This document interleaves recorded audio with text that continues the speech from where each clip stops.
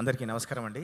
ముందుగా ఆలస్యానికి మన్నించమని కోరుకుంటూ, రజాకార్ ఈ చిత్రంలో ఒక బతుకమ్మ పాట రాయడం జరిగింది. చరిత్రలో జరిగిన ఒక అత్యంత హృదయ విదారకమైన ఒక సంఘటనకి అక్షర రూపాన్ని ఇచ్చే అవకాశాన్ని నాకు అన్న యాట సత్యనారాయణ కల్పించాడు. ఆ పాట ఇప్పటికే జనాలు చాలా ఆదరించారు. నాకు సినిమా రంగం నుంచి కాదు, బయట మేధావుల దగ్గర నుంచి, మిగతా సామాన్య జనం దగ్గర నుంచి కూడా అత్యద్భుతమైన ప్రశంసలు కూడా వచ్చాయి. దానికి మరొకసారి యాట సత్యనారాయణకి, ప్రొడ్యూసర్ నారాయణ గారికి ప్రత్యేక ధన్యవాదాలు తెలియజేసుకుంటూ, ముఖ్యంగా యాట సత్యనారాయణ గురించి చెప్పాలి.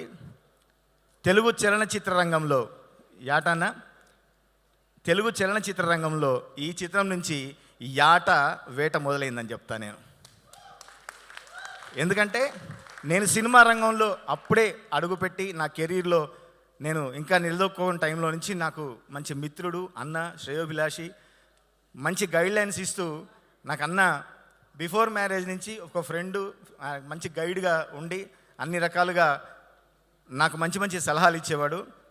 లేట్గా వచ్చాడు కానీ లేటెస్ట్గా అన్ని సబ్జెక్టులు ఉన్నాయి. ముందు ముందు ఖచ్చితంగా మంచి సినిమాలు తీస్తాడు. అన్న, మా యాట సత్యనారాయణకు అవకాశం ఇచ్చినందుకు మీకు కూడా ప్రత్యేక ధన్యవాదాలు తెలియజేసుకుంటున్నా. అట్లాగే బీమ్స్ గురించి మాట్లాడాలి. నా మిత్రుడు, సంగీత దర్శకుడు. ఈ సినిమాలో పాటలే కాకుండా ఆర్ఆర్ కూడా అత్యద్భుతంగా చేశాడు. నేను ఆర్ఆర్ జరుగుతున్న టైంలో సినిమా కొన్ని సన్నివేశాలు చూడడం జరిగింది. చాకలియాలమ్మ సన్నివేశం కానీ, సినిమా ఓపెనింగ్ కానీ, ఆ తర్వాత నిజాం ఇంట్రొడక్షన్ కానీ, ఇట్లాంటి సన్నివేశాలు కొన్ని చూపించాడు అన్న. నాకు చాలా అద్భుతంగా వచ్చింది సినిమా కానీ, ఆర్ఆర్ కానీ ఎంతో అద్భుతంగా ఉంది. దీని గురించి సినిమా రంగం నుంచి ప్రముఖులు చాలామంది నన్ను అడిగిన వారు ఉన్నారు, ఎట్లా వచ్చింది, చాలా ఇంట్రెస్టింగ్ ఉంది, ఫస్ట్ గ్లిమ్స్ దగ్గర నుంచి మన టీజర్, ట్రైలరు, పాటలు ఒక్కొక్కటి అత్యద్భుతంగా ఉన్నాయని చెప్పి చాలామంది పెద్దలు కనుక్కున్నారు. ఈ చిత్రం గురించి బయట మంచి పాజిటివ్ బజ్ ఉంది. మీరు అనుకున్నట్టుగానే మంచి సినిమా కాబోతుంది. ఒక మంచి చిత్రాన్ని తీసాము, మంచి చిత్రంలో పనిచేశాను అని చెప్పి ఒక ఆనందం అయితే ఉంది. బీమ్స్ గురించి మరొకసారి నాకు ఈ అవకాశం ఇచ్చినందుకు థ్యాంక్స్ చెప్పుకుంటూ, ఈ చిత్రంలో ముఖ్యంగా సుద్దాల అశోక్ తేజ్ అన్న, మాకు సీనియర్, మాకు దారులు బాటలు వేసినటువంటి గేయ రచయితలు. అన్న ప్రాణం గడ్డిపోస అనుకో అన్న ఒక పాటలో ఒక అద్భుతమైన లైన్ రాశాడు. అది మనం చరిత్ర తెలిసి పురాణాల మీదనో చరిత్ర మీదనో అవగాహన ఉంటే తప్ప అట్లాంటి లైన్ రాయలేము.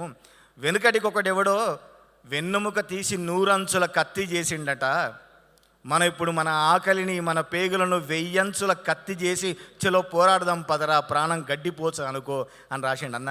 అన్న సుద్దలన్న, నిజంగా మీరు ఎక్కడన్నా మీ చేతిని ముద్దాడాలనే ఉంది నాకు. అంత అద్భుతమైన గేయ రచయిత అన్న. ఎందుకంటే దదీచి అనే ఒక ముని తన వెన్నెముకను తీసి వజ్రాయుధంగా మార్చిండు అన్న ఆ పాయింట్ని ఎంత అందంగా, ఎంత సులభంగా ఒక్క లైన్లో రాశాడు అన్నకి. తర్వాత ఈ చిత్రంలో బిట్ సాంగ్స్ రాసిన నా మిత్రుడు, మరో మిత్రుడు శ్రీనివాస మౌలి గేయ రచయితకి, వీళ్ళందరికీ ప్రత్యేకంగా ధన్యవాదాలు తెలియజేసుకుంటూ, మరొకసారి ఆలస్యానికి క్షమించమని కోరుకుంటూ విరమిస్తున్నా. Thank you so much. Thank you sir.